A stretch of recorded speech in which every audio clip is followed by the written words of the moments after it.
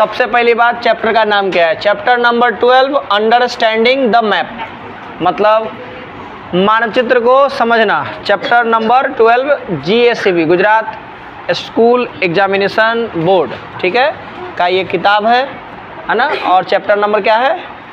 12 है। तो यहाँ से समझना स्टार्ट करते हैं। मैप को समझना है, अंडरस्टैंडिंग द मैप। तो सबसे पहला सवाल होगा कि भाई मैप समझना, तो मैप होता क्या है? What is map? तो जवाब क्या होगा? The representation of the whole earth और its territory on a paper और a cloth is called map. संपूर्ण धरती, संपूर्ण धरती या उसके कोई भूभाग या उसका कोई क्षेत्र, संपूर्ण धरती या उसका कोई भूभाग या उसका कोई क्षेत्र को किसी कागज या किस पे? कपड़े पर, कागज या फिर किसी कपड़े पर, या फिर कागज या फिर कपड़े, उस पे हम क्या कर देंगे? क्या कर देंगे? अगर उस पे हम दिखाएंगे, रिप्रेजेंट करेंगे, प्रदर्शित करेंगे, बताएंगे, है ना, तो उसे कहते हैं मैप।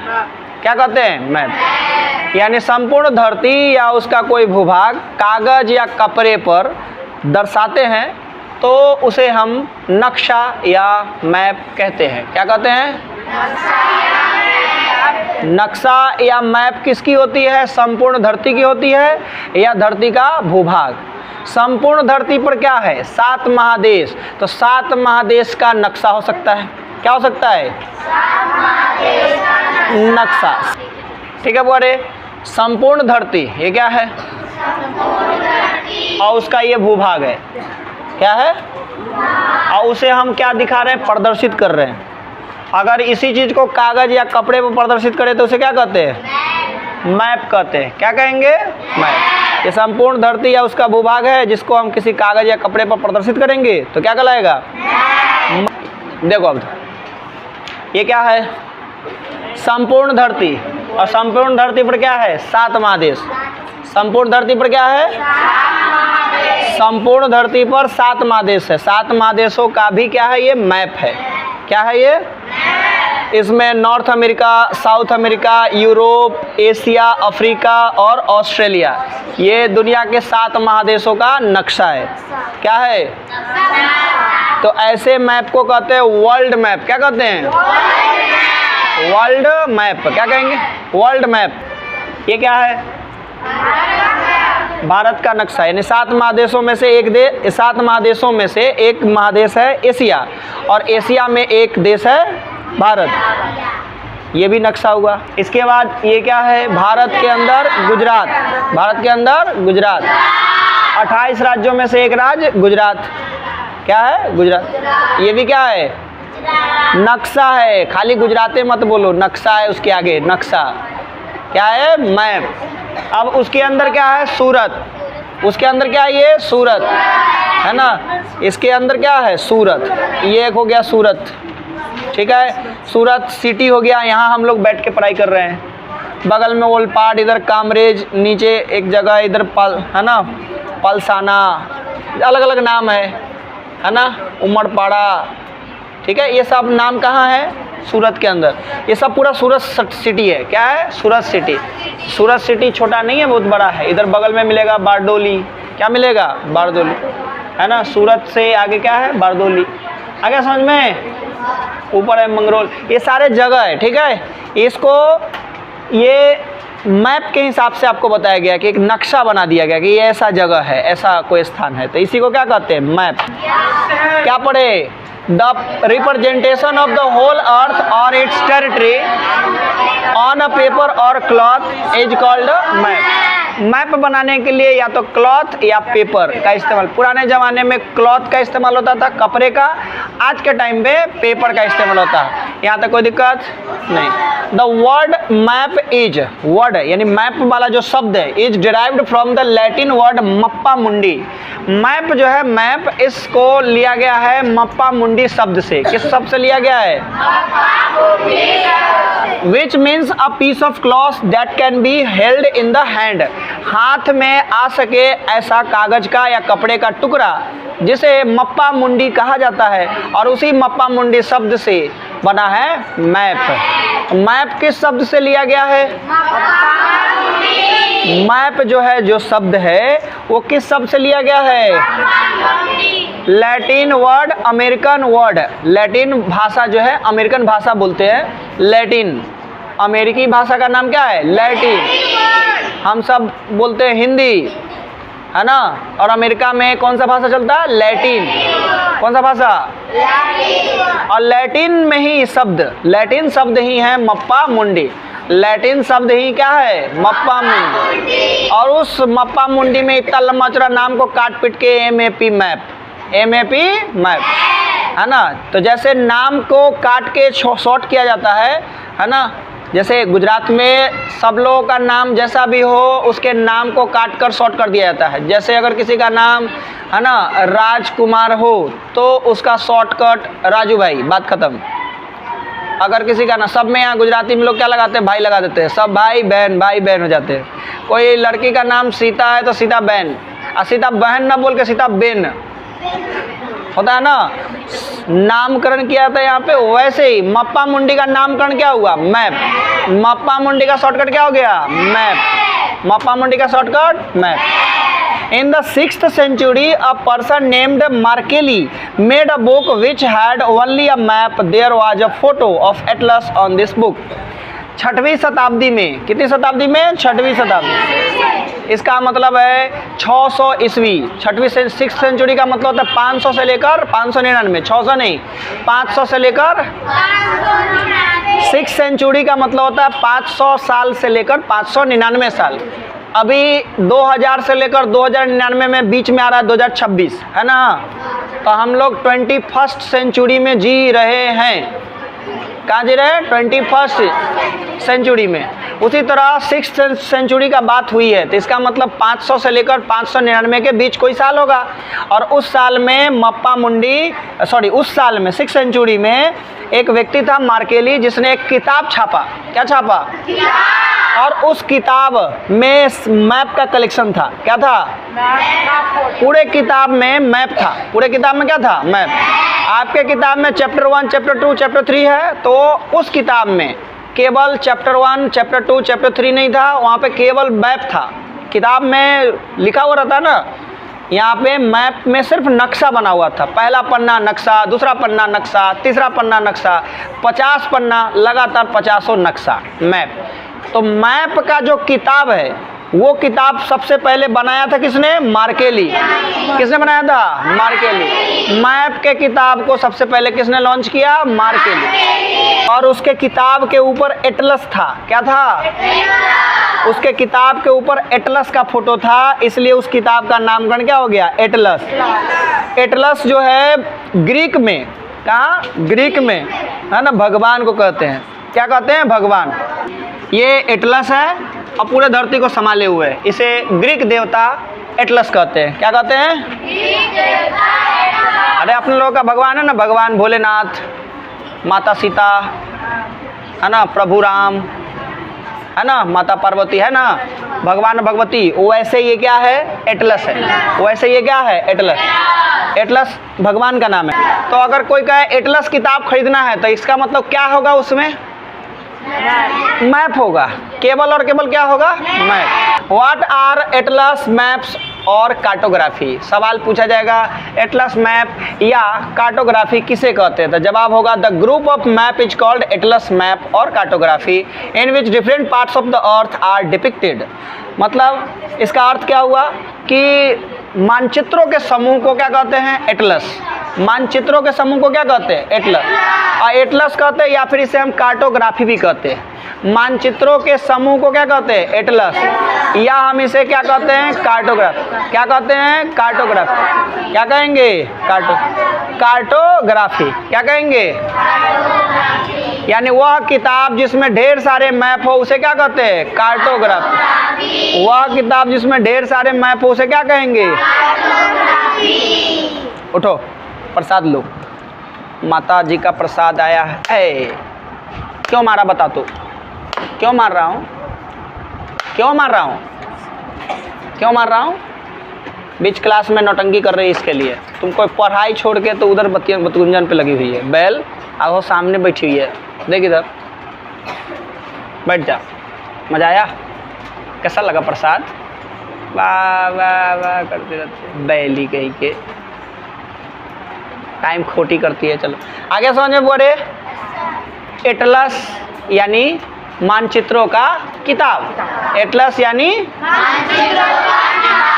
अब उसमें चैप्टर 1 में क्या मिलेगा? मानचित्र, चैप्टर 2 में मानचित्र, चैप्टर 3 में मानचित्र, चैप्टर 4 में मानचित्र। धरती के अलग अलग हिस्से का मानचित्र, किसी में वर्ल्ड मैप मिलेगा, 7 महादेश, अलग अलग महादेश, महादेशों के अंदर के देश, अपना देश है ना, देश के अंदर राज्य, राज्य के अंदर जिला, जिला के अंदर ब्लॉक, ब्लॉक के अंदर पंचायत, पंचायत के अंदर गांव, और गांव के अंदर वार्ड, पूरा मानचित्र मिलेगा।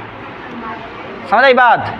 उस बड़े से किताब जिसमें सारा मानचित्र हो उसे क्या कहते हैं? एटलस। दूसरा नाम है कार्टोग्राफी। क्या नाम है? कार्टोग्राफी। मानचित्र यानी मैप 3 प्रकार के होते हैं। मानचित्र या मैप कितने प्रकार के? Political map, physical map, thematic map. Map कितने प्रकार के? पहला है पॉलिटिकल मैप, पहला पॉलिटिकल मैप, दूसरा है फिजिकल मैप, दूसरा फिजिकल, और इसी से रिलेटेड है थीमेटिक मैप। क्या है? Thematic map. बेसिकली मैप तो 2 ही तरह का होना चाहिए, पॉलिटिकल, फिजिकल, लेकिन पॉलिटिकल और फिजिकल से ही रिलेटेड एक नया चीज़ है थीमेटिक मैप, है ना। तो इसका एक अलग मतलब होता है, political map, physical map and thematic map. Map कितने तरह का हुआ? पॉलिटिकल मैप, फिजिकल मैप और थीमेटिक मैप।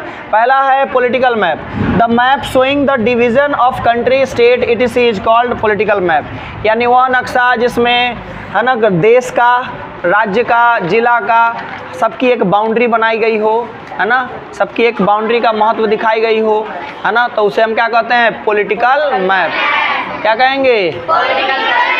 अगर वर्ल्ड मैप पॉलिटिकल है तो इसका मतलब होता है अलग अलग कंट्री का बॉर्डर दिखेगा, अलग अलग कंट्री का बॉर्डर, अलग अलग कॉन्टिनेंट होगा, उस कॉन्टिनेंट के अलग अलग कंट्री के बॉर्डर दिखेंगे, तो उसे कहते हैं पॉलिटिकल मैप। जिसमें अलग अलग कंट्री के बॉर्डर दिखने लगे तो क्या है? World political map. और अलग अलग स्टेट के बाउंड्री दिखने लगे तो वो है इंडियन मैप, यानी कंट्री पॉलिटिकल मैप। क्या है? Country political map. ये इंडियन मैप है और ये क्या है? सबकी बाउंड्री बनाई हुई है। ये राजस्थान है, भारत का सबसे बड़ा राज्य एरिया वाइज, तो ये राजस्थान का बाउंड्री है। ये गुजरात का बाउंड्री है, बाघ जैसा ऐसे किया हुआ है ना, शेर जैसा। कैसा है? शेर जैसा। ठीक है। उसके बाद ये आप बगल में आप देखोगे तो मध्य प्रदेश की बाउंड्री बनाई है, यहाँ से यूपी की बाउंड्री बनाई हुई है ऐसे। इसके बाद ये बिहार का बाउंड्री है, इसके नीचे झारखंड की बाउंड्री है, इसके नीचे बिलासपुर की बाउंड्री है। ठीक है, समझ में आ रही बात? तो ये इंडियन पॉलिटिकल मैप है जिसके अंदर हर स्टेट की बाउंड्री दिखाई गई है, हर लोकेशन को बताया गया है। तो ये कौन सा मैप हो गया? Political map, Indian political map. इसमें किसी भी स्टेट की बाउंड्री नहीं दिख रही है ना। आपको क्या दिख रहा है? हरा नीला पीला दिख रहा है, ये दिख रहा है ना, और कुछ दिख रहा है नहीं। तो देखो इस मैप की ना, इस मैप को हम क्या कहते हैं? Physical map. क्या कहते हैं? फिजिकल। ये पॉलिटिकल मैप नहीं है, क्या है? Physical map. फिजिकल मैप में खासियत क्या होती है कि कलर कॉम्बिनेशन बहुत है ना, महत्व है इसमें। कलर कॉम्बिनेशन का क्या है? महत्व है। जैसे इसमें नीला कलर है, यानी कि क्या है? वाटर बॉडी है, महासागर है, या कोई यहाँ पे भी कहीं कहीं नीला नीला डाला हुआ है तो ये क्या है? नदी है ना। यहाँ पे आप देखोगे तो ये ब्राउन कलर है, यानी कोई लैंडस्केप है, लैंडफॉर्म्स है, जिसे हम पर्वत, पठार या पहाड़ कह सकते हैं। इसके बाद ये पूरा ग्रीनरी है, जहाँ जहाँ ग्रीन ग्रीन ग्रीन है इसका मतलब है ये हरियाली है, वहाँ पे वनस्पति होगा, वेजिटेशन होगा। ठीक है, तो अलग अलग कलर दिखाया गया। जैसे इधर मतलब दिखाया गया ब्राउन कलर, इसका मतलब यहाँ पर्वत पठार है ना, पर्वत होगा, हिल होगी, पहाड़ी होगी, है ना। इस साइड पे भी ऐसा ही दिखाया गया, यानी पर्वत पहाड़ी इधर है ज़्यादा। समझ आई बात? आई बात समझ में? तो ऐसा मैप क्या कहलाता है? Physical map. यानी map showing natural object like mountain, hill, river, plain, etc is called physical map. यानी वह मैप जो नेचुरल ऑब्जेक्ट, नेचुरल लैंडस्केप को दिखाए, प्राकृतिक सुंदरता को दिखाए, जैसे कि पर्वत को दिखाए, पहाड़ी को दिखाए, नदी को, है ना, समतल मैदान को, है ना, इन सब को दिखाने वाला मैप क्या कहलाता है? Physical map. ये आपको किसी स्टेट या डिस्ट्रिक्ट की बाउंड्री नहीं दिखा के क्या दिखाएगा, ये सारी चीज़ें, माउंटेन दिखाएगा, हिल दिखाएगा, रिवर। और ये दिखाया जाता है किससे, कलर से। किसे दिखाते हैं, कलर से। यदि ब्लू कलर दिया हो तो वाटर बॉडी यानी रिवर होगा, ओशियन होगा, ये सब। अगर ब्राउन कलर का दिया हो तो कोई लैंडफॉर्म जैसे कि माउंटेन हो सकता है, हिल हो सकता है, प्लेट्यू हो सकता है। और अगर येलो कलर दिखाया जाए तो एग्रीकल्चर को दिखाता है, ग्रीन कलर दिखाया जाए तो हरियाली यानी वेजिटेशन, वनस्पति दिखाएगा। आई बात समझ में? तो इसमें कलर का इम्पोर्टेंस है। हाँ, इसमें कलर से हम कलर का मीनिंग निकाल सकते हैं। ये क्या था, अब यही इंडियन मैप है, वो क्या है, ब्लू कलर है तो, ग्रीन है तो, ब्राउन कलर है तो लैंडफॉर्म, है ना। ग्रीन कलर का मतलब वनस्पति, हरियाली, वनस्पति। और ये ब्लू कलर है तो वाटर बॉडी, वाटर बॉडी। और ब्राउन कलर मतलब माउंटेन, है ना, माउंटेन है, हिल है, ये सब। तो इन सब का मीनिंग है कि नहीं, इन सब का मीनिंग है। ठीक है, ये फिजिकल मैप है। कौन सा मैप है, ये देखो, ये वाला मैप क्या है, ये भी तो इंडिया ही मैप है, इंडियन ही मैप है। ये थीम क्या है, पॉपुलेशन डेंसिटी, यानी इंडियन मैप को दिखा दिया गया है, कोई बाउंड्री दिखाने की जरूरत नहीं है, ये सिर्फ थीम दिखा दिया गया है। क्या दिखा दिया गया, थीम। ये डेटा कब का है, 2025 का, है ना। और 2025 में क्या दिखाया गया है, 2025 में दिखाया गया पॉपुलेशन डेंसिटी इन इंडिया। ये कैसा मैप है, थीमेटिक मैप है। कैसा मैप, थीमेटिक मैप, जिसमें अलग अलग एरिया का क्या दिखाया गया है ना, पॉपुलेशन डेंसिटी। जैसे ओवरऑल 481 पॉपुलेशन डेंसिटी है, यहाँ पे खालीपन है, यहाँ पे ज़्यादा भरा भरा है, यानी इस एरिया में पॉपुलेशन डेंसिटी ज़्यादा है, इधर वाला में पॉपुलेशन डेंसिटी ज़्यादा है ना। जहाँ जहाँ ऐसा कलर होगा तो पॉपुलेशन डेंसिटी ज़्यादा है, जहाँ जहाँ सादा कलर होगा, देखो यहाँ पे, जहाँ पे सादा ऐसा कलर होगा तो पॉपुलेशन डेंसिटी लो है। जैसे इस एरिया में पॉपुलेशन डेंसिटी क्या है, लो है ना। जहाँ पे ऐसा कलर, जैसे यहाँ यहाँ यहाँ, इस सब पे पॉपुलेशन डेंसिटी ज़्यादा है, इन सब इलाका में पॉपुलेशन डेंसिटी ज़्यादा है। समझ आई बात? तो ये थीमेटिक है। पॉपुलेशन डेंसिटी मतलब क्या हुआ, 1 किलोमीटर स्क्वायर में 1 किलोमीटर मोटा मोटी जगह है जिसके अंदर कितने लोग आएंगे, कितने लोग रहेंगे, उसे कहते हैं पॉपुलेशन डेंसिटी। जैसे मान लो इस क्लासरूम में, है ना, पूछा जाए कि क्या है पॉपुलेशन डेंसिटी, तो क्या कहेंगे, एक क्लासरूम मान के चलो कि 1 किलोमीटर स्क्वायर में फैला हुआ, मान लो 2 मिनट के लिए, है ना। इतना जगह को 1 किलोमीटर स्क्वायर कह देंगे, मान लो। ऐसे बहुत बड़ी जगह होती है, लेकिन मान लो तो इसमें मान के चलो 50 बच्चे बैठे हैं, ठीक है, तो पॉपुलेशन डेंसिटी हो जाएगी 50।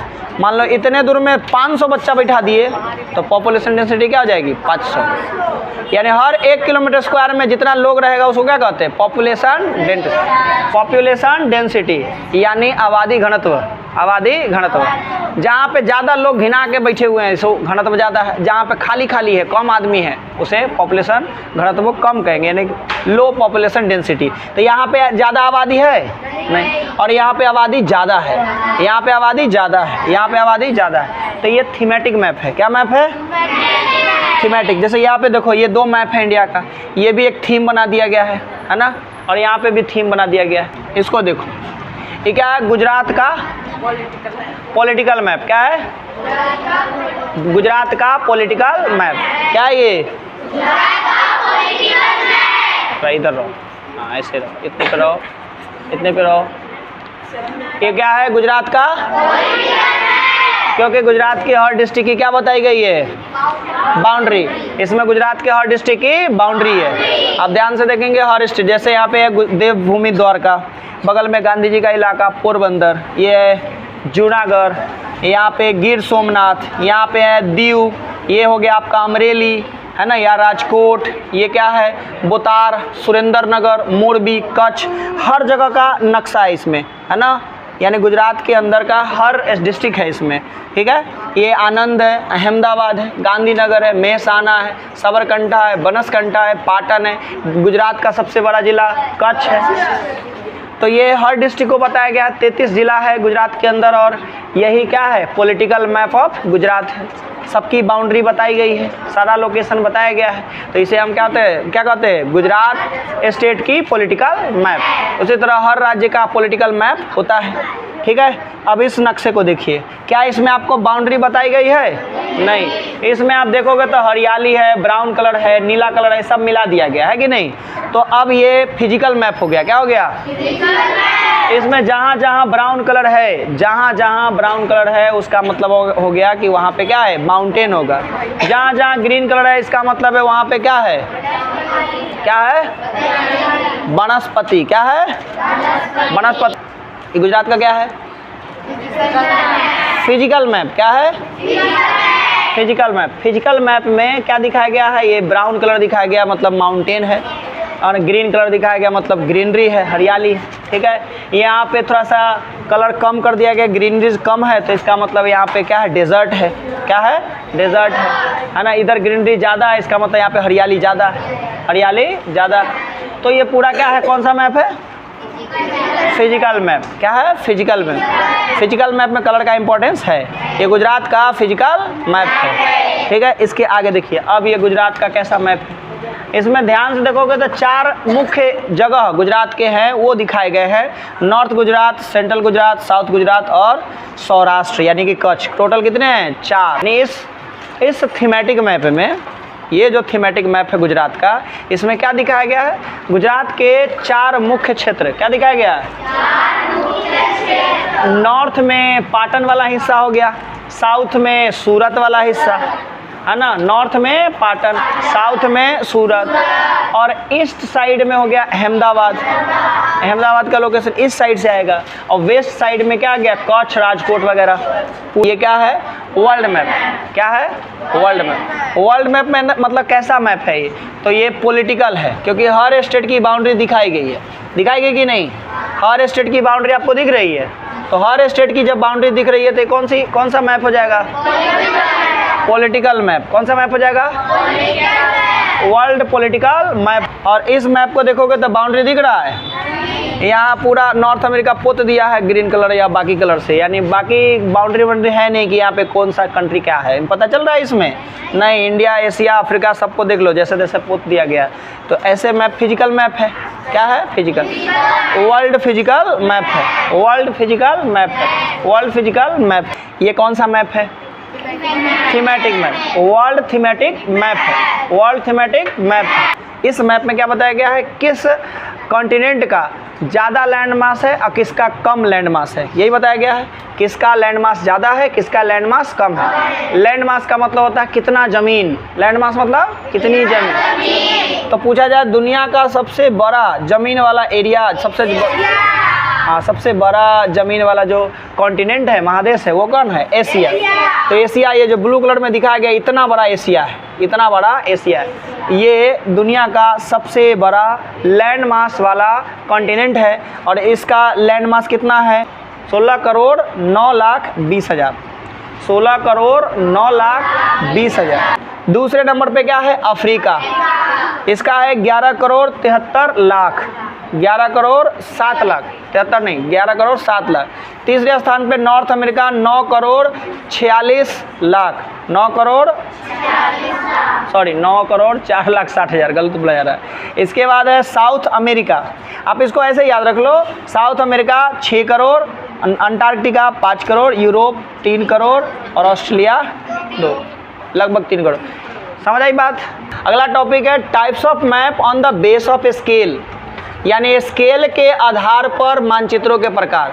भाई स्केल के हिसाब से मानचित्र कितने तरह के होते हैं? तो स्केल के आधार पर मानचित्र 2 तरह के, large scale map, small scale map. Large scale map, small scale map, कितने तरह के होंगे? 2 तरह के। लार्ज स्केल मैप किसको कहते हैं? तो लार्ज स्केल मैप जिसमें डिस्ट्रिक्ट, सिटी और विलेज का मैप हो। जिले, शहर या गांव के मानचित्रों को बृहत मापक मानचित्र कहते हैं। यहाँ पे अगर एक मैप बनाया है और 1 सेंटीमीटर मैप पे अगर जाओगे तो वो मैप में 50 किलोमीटर के बराबर होगा। यानी इतना बड़ा मैप अगर बन गया है और इस मैप में आप यहाँ से यहाँ आते हो तो 1 सेंटीमीटर आ गए, तो इसका मतलब आप रियल में 50 किलोमीटर चल दिए। उंगली आप मैप पे यहाँ से यहाँ रखे तो कितना दूर चल गए? 50 किलोमीटर। यानी लार्ज स्केल मैप किसका हो सकता है? जिला का, शहर का और गांव का। जिला, शहर और गांव। जिला या जिला से छोटका उस सबको है ना किस मैप में रखते हैं? Large scale map. और उसका स्केल क्या होता है? 1 सेंटीमीटर बराबर 50 किलोमीटर। 1 सेंटीमीटर बराबर 50 किलोमीटर। ये क्या हुआ? 1 सेंटीमीटर 50 किलोमीटर मतलब क्या हुआ? मैप पर अगर आप 1 सेंटीमीटर मापते हो तो रियल में वो कितना के बराबर हुआ? 50 किलोमीटर। आई बात समझ में? जैसे मान लो कि कोई आदमी इस बिंदु पे है, क्या है? इस बिंदु, और इस बिंदु से सरकते हुए उंगली मेरा जा रहा है, इंसान नहीं जा रहा है। उंगली से यहाँ से हम आके उंगली यहाँ ले आए, यहाँ ले आए, तो यहाँ से यहाँ तक हम मापेंगे ना स्केल से तो पता चलेगा कि यहाँ से यहाँ तक 5 सेंटीमीटर है। कितना है? 5 सेंटीमीटर। तो हम यहाँ से यहाँ खिसके हैं कितना सेंटीमीटर? 5। लेकिन रियल में कितना खिसकेंगे? 1 का 50 तो 5 का 250। 250 किलोमीटर हो गया। मतलब यहाँ से यहाँ आएंगे और 250 किलोमीटर गिना गया। अब मान लो यहाँ पे हैं, कहाँ पे? यहाँ पे, और यहाँ से खिसक के जा रहे हैं जूनागढ़, यहाँ पहुँच गए, और यहाँ से यहाँ तक आने में मान के चलो हमने दूरी तय किया 6 सेंटीमीटर। कितना? अब बताओ रियल में कितना दूर आ गए? 300 किलोमीटर। 1 का 50 तो 6 का 300 किलोमीटर। आगे समझ में? अगला है स्मॉल स्केल मैप। क्या है? Small scale. World map, country map और maps of atlas are called small scale map. लघु मापक मानचित्र, यानी वह मानचित्र जिसमें हम विश्व मानचित्र को दिखाते हैं, यानी वर्ल्ड मैप को दिखाते हैं, यानी एशिया, अफ्रीका, ये सारा। उसके बाद कंट्री मैप, यानी कि देश का मैप हो, यानी कि इंडिया, अमेरिका, ऑस्ट्रेलिया, ये सब जो देश आते हैं, जो देश हैं उसके अंदर। और एटलस है ना, एटलस यानी कि किताबों का एक संग्रह जिसमें बहुत सारे, मतलब मैपों का एक संग्रह जिसमें बहुत सारे क्या आते हैं, है ना, मैपों का संग्रह जो किताब है इसमें बहुत सारे मैप आते हैं। तो उसको हम दिखाएंगे स्मॉल स्केल मैप से। क्या दिखाएंगे? स्मॉल स्केल मैप से। अगर पूछा जाए कि लार्ज स्केल मैप दिखाना हो तो क्या क्या दिखाएंगे? इसमें डिस्ट्रिक्ट दिखाएंगे, टाउन बताएंगे, विलेज। और स्मॉल स्केल मैप है तो world map, country map, world map, country map, world map, ठीक। ये जो स्मॉल स्केल मैप है इसको फिर आगे चल के 4 भागों में बांट दिया गया है। ये जो स्केल है उसको कितने भागों में बांटा गया? 4। पहला है एटलस, दूसरा है कैडेस्ट्रल, तीसरा है टॉप सीट, चौथा है वॉल मैप। यानी 4 स्केल मैप है। स्केल मैप जो है वो कितने हैं? 4। पहला है एटलस, दूसरा है कैडेस्ट्रल, तीसरा है टॉप सीट और चौथा वॉल मैप। यानी आगे स्केल को भी क्या कितने भागों में बांट गया? 4। Atlas, cadastral, top seat, wall map. अब अगला सवाल होगा, who makes map in India? इतना सारा पढ़ रहे हो कि मैप है, ये है, वो है, बनाता कौन है ये मैप, है ना? मैप जो इतना सारा बन के आ रहा है, आपके हमारे घर में मैप है, इंडिया का मैप है, वर्ल्ड मैप है, स्टेट का मैप है, डिस्ट्रिक्ट का मैप है, सबका मैप है। तो ये बनाता कौन है? तो इंडिया में जो मैपिंग का काम है, मैप बनाने का काम है, उसके अलग अलग डिपार्टमेंट बनाए गए हैं। 3 संस्था है, 3 इंस्टीट्यूट है। यानी mapping institute of India makes all the map. Bharat में मैप बनाने का काम मिला है किसे? मैपिंग इंस्टीट्यूट को। और वो कितने हैं? 3 है। एक का नाम है नाटमो, दूसरा का नाम है नरसा और तीसरे का नाम है सर्वे ऑफ इंडिया। भारत में जो भी मानचित्र बनते हैं वो कौन कौन बनाता है? एक तो नाटमो बनाता है, दूसरा नरसा बनाएगा, नाटमो, नरसा, तीसरा है सर्वे ऑफ इंडिया, तीसरा survey of India, survey of India. सवाल है, इन नाटमो क्या होता है? भाई नाटमो का फुल फॉर्म होता है national atlas and thematic mapping organisation. ये कहाँ पे मिलेगा? कोलकाता। कहाँ है? कोलकाता। दूसरा नरसा, नरसा का फुल फॉर्म होता है नेशनल रिमोट सेंसिंग एजेंसी। ये कहाँ पे है? Hyderabad. National remote sensing agency कहाँ पे है? तीसरा है सर्वे ऑफ इंडिया, ये कहाँ पे है? देहरादून। सर्वे ऑफ इंडिया ये कहाँ पे है? नाटमो, नरसा और सर्वे ऑफ इंडिया, ये तीनों मिलकर भारत का क्या बनाता है? मैप। क्या बनाता है? भारत का मैप। इसमें जो नरसा है यानी कि नेशनल रिमोट सेंसिंग एजेंसी जो कि हैदराबाद में है, यह इसरो के उपग्रह के द्वारा छवि को कैप्चर करता है। यानी इसरो नाम की संस्था जो रॉकेट भेजती है कहाँ पे, स्पेस में। उस रॉकेट के थ्रू, उस सैटेलाइट के थ्रू, रॉकेट में सैटेलाइट भर के भेज दिया जाता है। सैटेलाइट उड़ता रहता है, किसके चारों तरफ नाचता रहता है, धरती के चारों तरफ, और वो धरती का फोटो खींचता रहता है और वही मैप कैप्चर करता है कौन, NRSA। अगला टॉपिक है who made the first map of the world, विश्व का पहला मानचित्र किसने बनाया। देखो विश्व का पहला मानचित्र बनाया था एक व्यक्ति थे जिसका नाम था अनेक्सीमेंडर। नाम क्या था, अनेक्सीमेंडर ने दुनिया का पहला मैप बनाया था जो कि 550 BC यानी आज से लगभग 2500 साल पहले बनाया था। और उनके अनुसार दुनिया कैसी है, तो बेलनाकार। कैसी है, दुनिया कैसी है, बेलनाकार। दुनिया एक बेलन के जैसी है। ये बात किसने बताया था, अनेक्सीमेंडर, है ना। जैसे ये बेलन है ना, तो बेलन जैसी है अपना वर्ल्ड, ऐसा बताया गया था अनेक्सीमेंडर के द्वारा, जो कि ये बात गलत है। बात गलत है ना, ये बेलन जैसी थोड़ी है। अपनी दुनिया कैसी है, बॉल, फुटबॉल जैसी गोल है, ठीक है। अपनी दुनिया कैसी है, फुटबॉल जैसी गोल। आगे समझ में कोई दिक्कत, आगे बढ़ते हैं। अब हम समझते हैं कंपोनेंट्स ऑफ मैप। मैप जब बनता है तो उसमें क्या क्या कंपोनेंट्स होते हैं, यानी कौन कौन सी चीज़ें लिखना या खींचना जरूरी है मैप बनाते समय। तो देखो मैप जब भी बनता है तो 3 कंपोनेंट मैप में होना चाहिए। कितने कंपोनेंट होना चाहिए, 3। पहला कंपोनेंट है डायरेक्शन। क्या है, डायरेक्शन। दूसरा कंपोनेंट है स्केल। दूसरा क्या है, स्केल।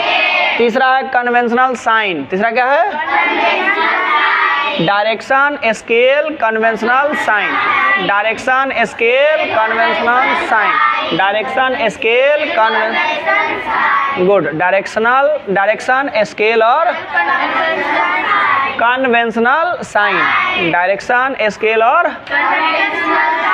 कन्वेंशनल साइन, ठीक है। ठीक है, 3 तरह का चीज़ चाहिए मैप बनाना है, तो 3 तरह। डायरेक्शन दिखाना पड़ेगा, स्केल बताना पड़ेगा, ठीक है। आप पढ़े थे कि स्मॉल स्केल मैप है और विलेज स्केल मैप, मतलब लार्ज स्केल मैप। तो लार्ज स्केल मैप में 1 सेंटीमीटर का मतलब कितना किलोमीटर होता है, 50 किलोमीटर। तो स्केल का काम जरूरी है ना, स्केल ज़रूरत होता है। और डायरेक्शन बताएगा किस डायरेक्शन में कौन सा पार्ट है, कौन सा एरिया है, क्या। और कन्वेंशनल साइन कुछ जरूरी के चिन्ह होते हैं, जैसे रेलवे है तो रेलवे का साइन बताओ, मंदिर है वहाँ पे टेम्पल है तो उसका साइन बताओ। तो ये सारे साइन दिखाना जरूरी है। ट्री के लिए क्या है, तो अगर जब हम लार्ज स्केल मैप बनाते हैं तो उसमें दिखाते हैं, ठीक है। यहाँ तक समझ में आ गया। आगे अब पहली बात करते हैं डायरेक्शन का। इसमें से पहला टॉपिक क्या है, डायरेक्शन। डायरेक्शन का मतलब होता है दिशा। डायरेक्शन मतलब दिशा। डायरेक्शन का मतलब क्या होता है, दिशा। North, south, east, west, mainly ये 4 डायरेक्शन होते हैं। क्या क्या होते हैं, नॉर्थ, पूरब, पश्चिम, उत्तर, दक्षिण। देखो ये नॉर्थ, ये साउथ, ये ईस्ट और ये वेस्ट, ठीक है। उसके बाद नॉर्थ ईस्ट, इसके बाद नॉर्थ वेस्ट, नीचे साउथ वेस्ट और फिर साउथ ईस्ट। फिर से ध्यान देना, north, south, east, west, north, south, east, west. अब देखो एक होगा नॉर्थ ईस्ट, इसे हम क्या कहते हैं, नॉर्थ ईस्ट। नॉर्थ ईस्ट का दूसरा नाम है ईशान्य। क्या नाम है, नॉर्थ ईस्ट का दूसरा नाम, नॉर्थ ईस्ट का दूसरा नाम। भारत में अधिकांश लोग जो मकान बनाते हैं और उसमें मंदिरों का निर्माण करते हैं, मंदिर बनाते हैं घर के अंदर, तो वो ईशान्य या ईस्ट में रखते हैं मंदिर को। किधर रखते हैं, ईशान्य या ईस्ट। यहाँ पे भी जो मंदिर रखा हुआ किस में है, ईशान्य। किधर रखा हुआ है, ईशान्य। ईशान्य में रखा जाता है, ये शुभ माना जाता है। क्या माना जाता है, शुभ। ईशान्य में रखना क्या है, शुभ। नॉर्थ ईस्ट मतलब ईशान्य, नॉर्थ ईस्ट मतलब। अगला नॉर्थ वेस्ट मतलब वायव्य। नॉर्थ वेस्ट मतलब वायव्य, यानी नॉर्थ ईस्ट का दूसरा नाम है ईशान्य, नॉर्थ वेस्ट का दूसरा नाम है वायव्य। नॉर्थ वेस्ट, वे वो लग गया तो वायव्य। ईस्ट है तो ईशान्य, वेस्ट है तो वायव्य। अब इधर ध्यान दो, अब है साउथ वेस्ट है। क्या है, साउथ वेस्ट और साउथ ईस्ट। अब देखो साउथ ईस्ट का एक और नाम है आग्नेय। क्या नाम है, साउथ ईस्ट का एक और नाम क्या है, आग्नेय। साउथ ईस्ट का एक और नाम आग्नेय। और साउथ वेस्ट का है नैऋत्य। साउथ वेस्ट का क्या है? नैऋत्य। मतलब ये साउथ ईस्ट, साउथ वेस्ट ये सब है डायरेक्शन, बट इसको अपने भाषा में, संस्कृत भाषा में नया नाम दे दिया गया। तो संस्कृत भाषा में इसे उत्तर कहते हैं, इसे दक्षिण कहते हैं, इसे पूरब कहते हैं, इसे पश्चिम कहते हैं, इसे कहते हैं ईशान्य, इसे कहते हैं वायव्य, इसे कहते हैं आग्नेय और इसे नैऋत्य। अब इसमें कंपास का भी बड़ा रोल है। किसका रोल है? कंपास। कंपास भी क्या है? डिवाइस है। कंपास क्या है? डिवाइस। कंपास एक ऐसा डिवाइस है जिसका उपयोग पहले के ज़माने में जहाज, स्टीमर, पनडुब्बी, विमान आदि जो है दिशा पता लगाने में, दिशा का खोज करने में, है ना, यूज़ करते थे। यानी पहले के टाइम में डायरेक्शन का आता पता नहीं था। अब देखो समुद्र के अंदर जब जहाज़ चलेगी तो समुद्र जब बीच में जाएगा, आदमी समुद्र में एकदम बीचों बीच रहेगा, तो आपको चारों तरफ क्या नजर आएगा? सिर्फ पानी। क्या नजर आएगा? पानी। वैसे स्थिति में जाना किधर है, डायरेक्शन का ध्यान नहीं रहेगा। इसलिए पहले के जो जहाज या स्टीमर जो चलाते थे, समुद्र के अंदर जाते थे, तो वो क्या लेके घूमते थे?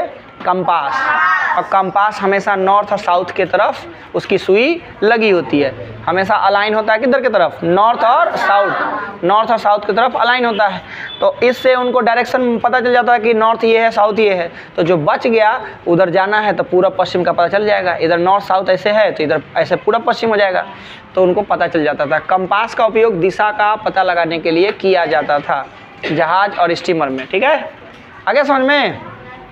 अगला है कलर का, है ना। अगला क्या है? कलर का। ठीक है, अगर फिजिकल मैप है तो कलर बड़ा इंपॉर्टेंट है। लैंड फॉर्म बताना है तो ब्राउन, वाटर बॉडीज है तो blue, vegetation, rail route, roadways, red, और एग्रीकल्चर के लिए ये आपको ध्यान रखना है। ठीक है, ये सब चीज़।